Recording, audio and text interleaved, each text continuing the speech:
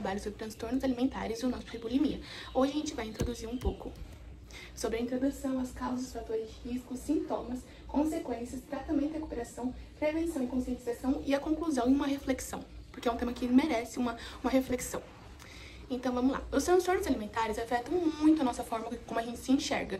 E esses transtornos alimentares, quem enfrenta eles, costuma ter uma preocupação exagerada sobre o seu peso e aparência. Isso leva a pessoas ficarem sem comer, a quando comerem vomitarem, a usar diuréticos, remédios laxantes, consumir medicamentos no geral. Mas a gente também tem que entender o porquê que isso acontece. O meu gatinho falou aí.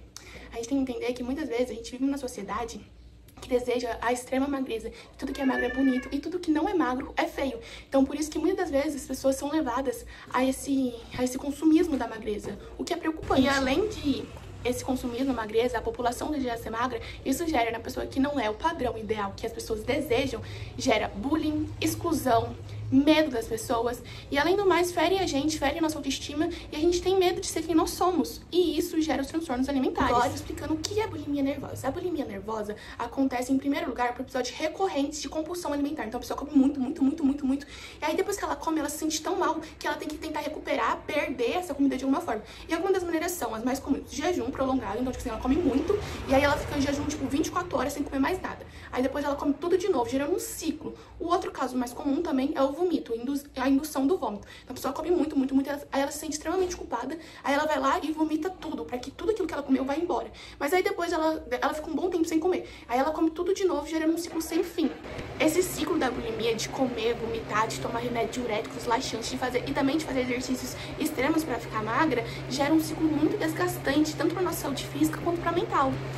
E os principais sintomas são compulsões frequentes por mais de 3 meses, culpa e vergonha após comer, práticas compensatórias, tipo vômitos, exercícios, jejuns, preocupação excessiva com o corpo, oscilações de peso, mas sem emagrecimento extremo como na anorexia. Bom, agora eu gostaria de falar de algumas causas e fatores de risco da bulimia. Gostaria de deixar claro que as causas da bulimia ainda são indeterminadas. Contudo, existem algumas que são parâmetros, né, para que de fato a pessoa desenvolva esse transtorno alimentar, né? Como, por exemplo, os eventos traumáticos. Se uma pessoa, desde pequena, ela sofre bullying e discriminação pelo seu peso, querendo ou não, isso vai causar uma insegurança com ela vai se cobrar por conta das questões do seu peso, do seu corpo, ela vai ter uma visão distorcida de si e isso pode, querendo ou não, culminar em transtornos alimentares como a bulimia.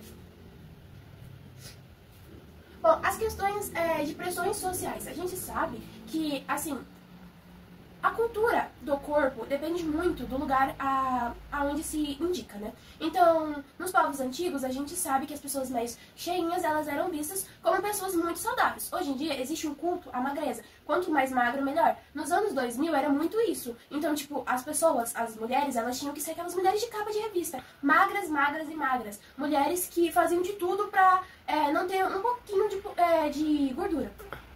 Então, essas pressões sociais faz com que, por exemplo, uma pessoa que já sofra essa discriminação pelo seu peso, já tenha essa insegurança, fique sempre se cobrando, tipo, eu comi isso hoje, então eu vou engordar, eu tenho que emagrecer, por isso eu vou forçar o vômito, por isso eu vou parar e vou ficar sem comer por dias. Assim, é algo muito extremo que as pessoas recorrem pra se enquadrar nesses padrões de beleza.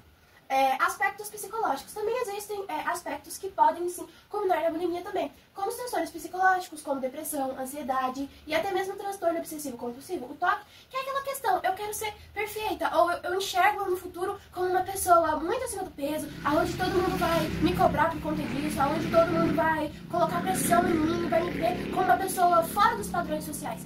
A pessoa que tem ansiedade, ela sofre muito com o excesso do futuro, então por conta disso, ela vai tentar enxergar no futuro aquela comida que ela consumiu hoje. Então, eu vou aumentar muito meu peso, isso vai repercutir muito na minha imagem social, sabe? Ou a pessoa depressiva, né, que tem muito o excesso do passado, né? Então, se antes você sofria bullying, hoje você já não sofre mais, você se cobra para que hoje você não sofra esse bullying, porque se o bullying do passado era por conta do seu peso, por exemplo, hoje eu tenho que ser magra para não sofrer aquele bullying. Então, esses transtornos psicológicos podem sim impactar na questão da bulimia, em desenvolver esse transtorno alimentar que vem cada vez mais aumentando.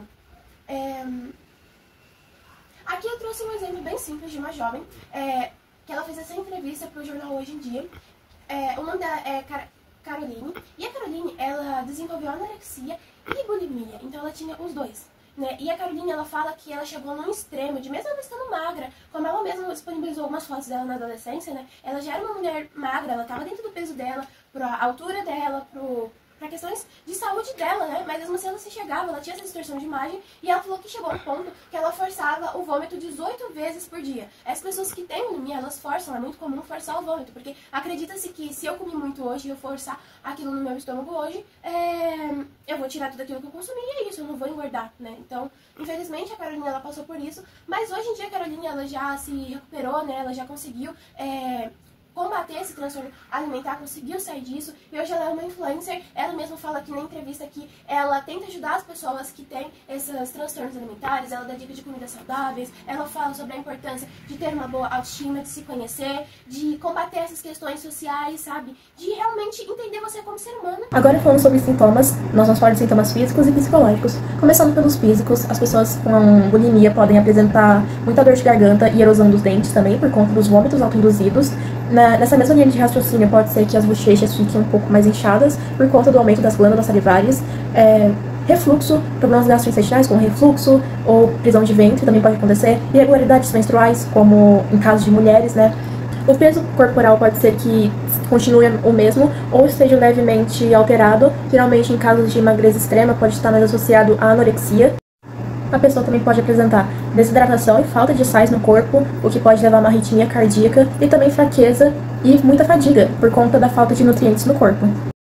Agora nós vamos tratar sobre os sintomas psicológicos, que podem incluir episódios de comer em excesso, e comer escondido também é muito comum, por conta do sentimento de culpa e vergonha que a pessoa sente. Também tem a questão dos vômitos autoinduzidos, que também é um sintoma. A pessoa come muito, às vezes come até pouco, ela se sente culpada e coloca tudo pra fora. A pessoa pode sentir perda de controle quando ela está comendo, e o que pode levar ela a ter os vômitos autoinduzidos, ou usar laxantes e diuréticos para eliminar o mais rápido possível a comida que a pessoa colocou no corpo. E a pessoa também pode apresentar uma preocupação excessiva com a aparência e com o peso dela, e também problemas psicológicos como ansiedade, baixa autoestima e muito mau humor. Bom, gente, agora eu vou estar falando das consequências da bulimia para a saúde. As consequências podem estar sendo divididas entre os problemas físicos e os impactos psicológicos. Nos problemas físicos, temos o desgaste dos dentes, porque o ácido no estômago corrói o esmalte e isso causa sensibilidades, cáries profundas, mau hálito e até feridas na boca. Já no sistema digestório também surgem dores abdominais, náuseas frequentes, gastrite, refluxo e inflamações no esôfago, e em situações mais sérias podem acontecer até pequenos rompimentos na garganta por causa do esforço repetitivo de vomitar. O corpo também perde muitos nutrientes essenciais, o que provoca fraquezas, tonturas, desmaio, queda de cabelo e alterações hormonais. Um exemplo é a interrupção da menstruação. Além disso, essa perda de minerais pode atingir diretamente o coração, causando arritmias, palpitações, pressões baixas e até risco de parada cardíaca, mostrando como o corpo inteiro acaba sendo prejudicado também. Já nos impactos psicológicos entram sentimentos muito fortes de culpa e vergonha, porque a pessoa pode até saber que está se machucando, mas ela não consegue sair desse comportamento e a ansiedade vai aumentando, principalmente em relação à comida também. Apesar de a pessoa também passa a ter mais pensamentos negativos e que acaba alimentando ainda mais o ciclo de compulsão. Além disso, com o tempo, esse cansaço emocional também pode evoluir para a depressão, trazendo tristeza profunda, desmotivação, baixa autoestima, irritabilidade e dificuldade de concentração, afetando a convivência com a família, os amigos e até o desempenho na escola e no cotidiano. Bom, segundo a OMS, esses transtornos envolvem um sofrimento mental e físico muito intenso e exigem acolhimento e acompanhamento profissional para que esse ciclo possa ser quebrado, a pessoa consiga recuperar a sua saúde, tanto física e mental. Oi, gente, aqui é a Nicole. Eu vou falar um pouco sobre os tratamentos e a pressão da bulimia nervosa. A bulimia em si tem diversos tipos de tratamentos que podem ser mencionados, como os psicológicos, os psiquiátricos, a fisioterapia e os nutricionais, também como o acolhimento da família. Vamos começar falando um pouco dos psicológicos. Os psicológicos são essenciais para mudar um pouco o pensamento da pessoa sobre a bulimia em si, deixando ainda mais claro as consequências do que a bulimia pode causar no próprio corpo da pessoa, como até mesmo a danificação das arcárias dentais. Alguns casos também podem ser até necessários a utilização de antidepressivos para combater um pouco da compulsão e da ansiedade da pessoa em comer desenfreadamente e simplesmente vomitar tudo depois. Outra coisa que é excepcional para esse tipo de tratamento dar certo é o acolhimento social da família e de amigos por perto e sem em si culpar a pessoa por estar sofrendo da bulimia. Bom, agora eu vou falar um pouco sobre a prevenção e a conscientização, que é muito importante, principalmente no âmbito atual, muito com as redes sociais. Uma das prevenções que a gente pode ver para a bulimia é a educação e a conscientização de imagem corporal, pensamento crítico e boa saúde alimentar. É muito importante que as escolas comecem a debater mais sobre padrões de belezas irreais e também auxiliando no pensamento crítico, principalmente de jovens, para não serem influenciados principalmente com as redes sociais. Para ajudar alguém com bulimia, é muito importante que essa pessoa não julgue o paciente, porque é extremamente necessário ver como a pessoa está vendo o próprio corpo e até mesmo ter o apoio profissional necessário para que essa pessoa melhore. Um dos exemplos que a gente pode citar aqui falando da bulimia é a Demi Lovato, onde ela sofreu muito por bulimia e anorexia, principalmente no início da sua carreira. E ela só foi procurar realmente ajuda profissional só depois de 2011, depois que ela começou a ver que esses hábitos alimentares estavam prejudicando muito, principalmente no âmbito de vício de drogas e automutilação. A própria cantora, ela já dá entrevistas e ela descreve como foi difícil essa recuperação, que essa recuperação não foi um processo repentino, mas sim contínuo, que levou com que ela lidasse muito mais com essa compulsão alimentar e muito mais também com o apoio dessas pessoas que estavam por perto.